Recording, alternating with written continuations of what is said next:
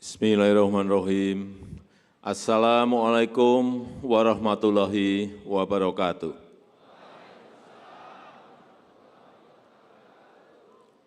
Selamat pagi, salam sejahtera bagi kita semuanya.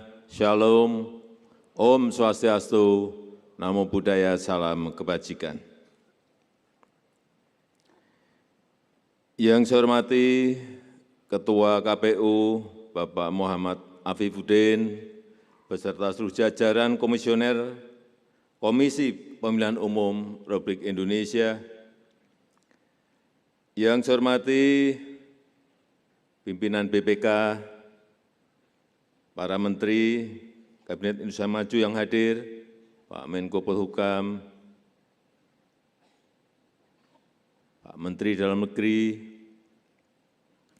Panglima TNI, Kapolri,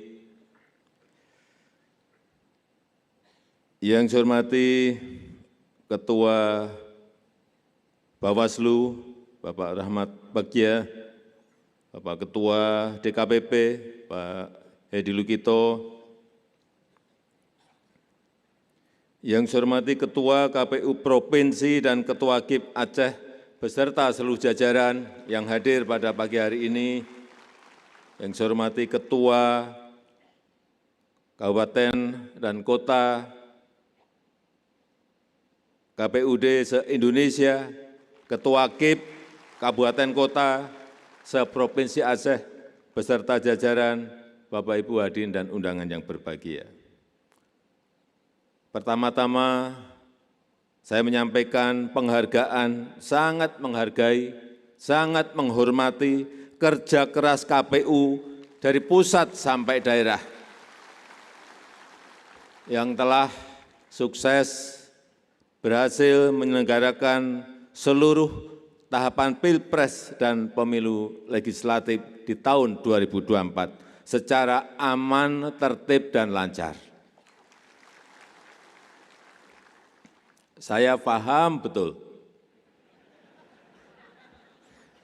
menyelenggarakan pemilu serentak itu sangat berat. Pemilu terbesar sepanjang sejarah bangsa kita. Ada Pilpres, pemilihan DPR, pemilihan DPRD, pemilihan DPD, kemudian pemilihan DPRD Provinsi, pemilihan DPRD Kabupaten dan Kota, dengan jumlah suara yang sah kemarin 164.227.475 suara, yang ada di 822.699 TPS. Saya membayangkan saja betapa sangat banyak ternyata TPS di saat pemilu kemarin. Dan dilakukan secara bersamaan. Oleh sebab itu sekali lagi saya menyampaikan terima kasih yang sebesar-besarnya. Saya tahu capeknya belum hilang betul.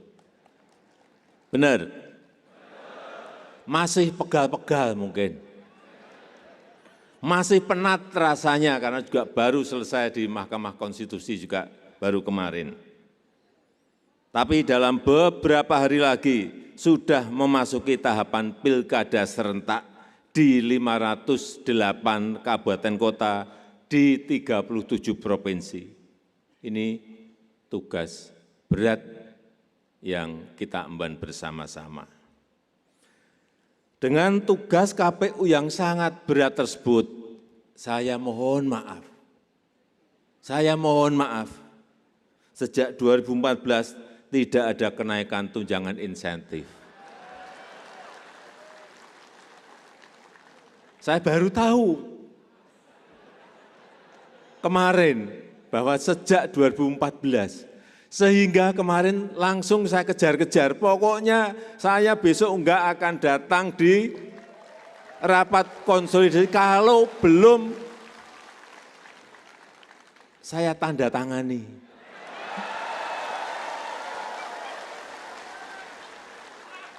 Alhamdulillah kemarin sudah saya tanda tangani.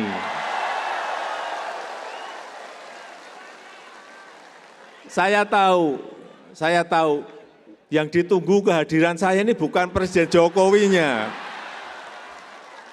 Yang ditunggu yang itu, saya tahu. Saya tahu. Setelah saya kemarin, waduh, ini sejak 2014. Dan formula kenaikannya sederhana. Hitung, kemudian ketemu, dan kemarin diputuskan kenaikannya sebesar 50%.